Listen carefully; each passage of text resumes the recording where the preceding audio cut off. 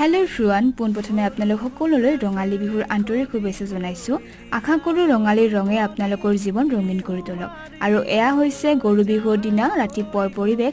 দেউতাই পুৱাতে এয়া দীঘলতি, মাখিয়তী, কাট্ৰি ফুল, বিষ, ঢেকীয়া ইত্যাদিৰে বহুত কেইটা থোপা বান্ধি ঘৰৰ চালিত গুজি থলে আৰু ই এক প্ৰকাৰ পৰম্পৰা।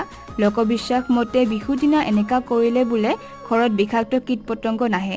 আৰু বিহুৰ দিনা যিহেতু হালধি, নিমপাত, বাসক তিতা ৰস খোৱা হয় আৰু ইও এক প্ৰকাৰ পৰম্পৰা, যাৰ ফলত দেহত বহুতো বেমাৰৰ পৰা হাত সাৰিব পৰা যায়। তাৰপিছত মই ধুনীয়াকৈ বিহুৰ সাজযোৰ পিন্ধি পেলাই আমাৰ ওচৰৰে বিহুলৈ বুলি ওলালোঁ। যিহেতু আপোনালোকে গমেই পায় বিহু বুলি আমি কেইদিনমান ধৰি কৰাজত আখৰা কৰি আছিলোঁ।